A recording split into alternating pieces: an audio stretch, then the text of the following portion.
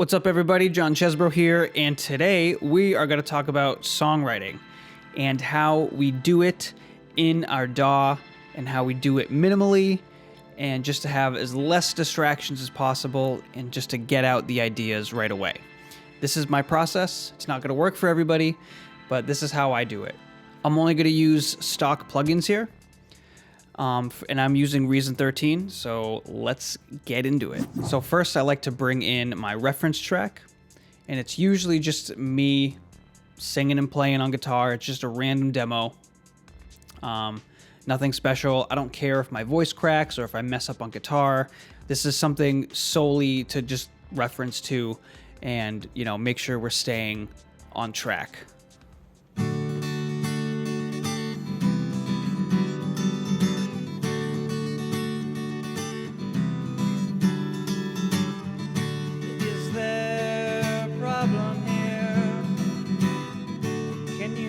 See the stars from there. I thought there was plenty to go around. Misguided lies seem so useless now. There's some reverb on there. There's a little bit of compression. This is just so I can hear myself and what I'm trying to do. Next thing I want to do is organize my session. And I like to organize this by how I track the song. That way I can just go right in and go, okay, acoustic, and then electric, and then bass, and then electric, and then vocals, and then, or whatever. This, you know, you could do electric and then drums and then bass. Or if you're a bass player, start with the bass line. I'm a guitar player. I like to start with the main rhythm guitar part. And for this song, it's going to be acoustic. I am going to double track this, so I am going to do acoustic or aku 1 left and aku or acoustic 2 right.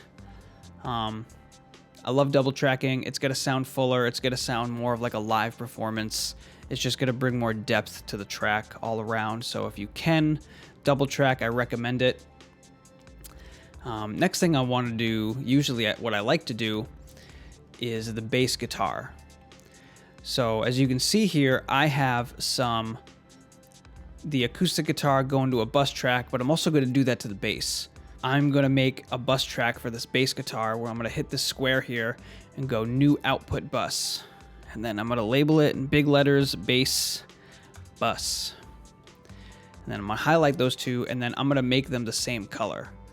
That way my eyes just go, okay, the sky blue is bass. Cool. Blue is bass. And then same thing with electric guitar. Hit the square, new output bus. And I am going to do just EL bus. Or I'll know that's electric bus. And I'm going to make it all the same color again. And then I'm going to move this over so all my bus tracks are here and my reference track is first right here. And then I'm going to do drums or drums and percussion. I'm probably going to program drums, so I'm going to do drum bus. Make it the same color. So we already did a blue. Let's do turquoise green. And then our Vox.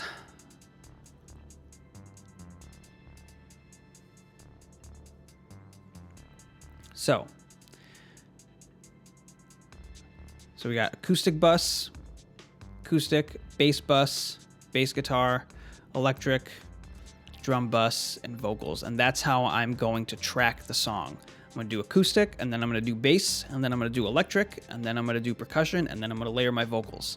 I like doing vocals last because I feel like when everything is on there, I can kind of give a better performance, more like I'm performing it. You know what I mean? I like to sound as live as I can. I know sometimes songs can sound super produced and everything's to the grid. This song, I am not going to do that. I'm going to make it sound a little bit more like it's singer-songwritery, like I'm sitting down recording, but I'm also making a track and I'm producing it, so I want it to be good. So I am going to perform my vocals last over everything else. Another big tip here is gain staging. This is going to be game changer for everybody here. So as you can see, if you go all the way up, acoustic bus, I have -4 dB, and I'm going to do that to all my buses. Is just bring them to -4. That way my track will not be too hot, because it's better to mix down than to mix up, and then you have no headroom. Lastly, I'm going to take all these buses, highlight them, and create a master bus.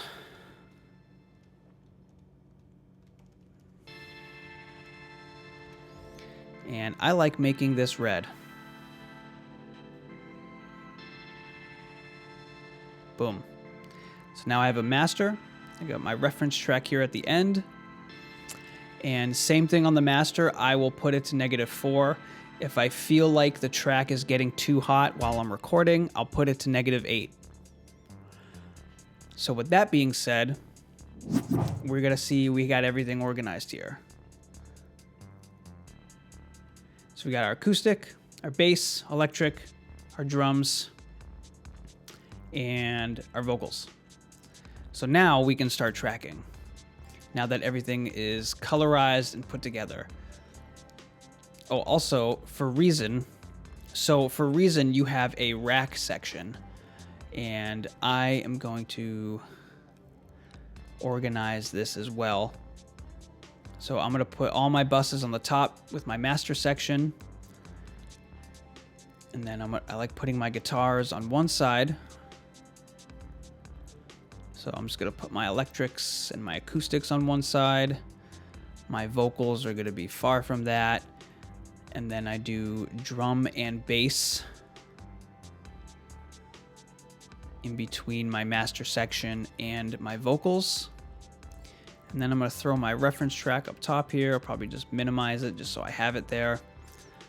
And then I'm gonna do same thing. I'm gonna master, and then acoustic, and then bass, electric, drums, vocals. And this is just gonna make it nice and pretty. I'm not trying to find my track, where everything is. It's just right there. And then I have my master section above it. So this is what my session is looking like before we even hit record. You know, I'm organized. I know I'm gonna start tracking my acoustic. I know I'm gonna start doing my bass, and I'm gonna work out those parts as they come along. And if you're feeling inspired in other ways, you know, if you're like, you know what, I really want to stick with guitar right now after doing the acoustic, pick up the electric and then bang that out. You know, you don't have to stick to this order. This is just making it so when you do start, you're just going down the line. You know, there's no guesswork. And then your eye goes right, okay, bass guitar is blue, boom, bass guitar is done. So it's nice and simple, it's pretty. There's no guesswork here. You're just diving right into it. So that way there's nothing blocking your creativity. Also, for later, when you mix it, if you do mix your own stuff, it's all laid out. All your tracks are laid out, mixed right there in your session. You record it and you mix it. I'll do mastering later. But, you know, this is just so much better to look at. So now I can just start tracking and like not even think about anything else. This is a good template to just get started. So there it is. That's how you get organized, get your tracks ready, keep it minimal. And yeah, so if you have any other ideas or if I missed something, put it down in the comments and let me know what you think, and like and subscribe, and I will do more of these. Thank you. Peace and love.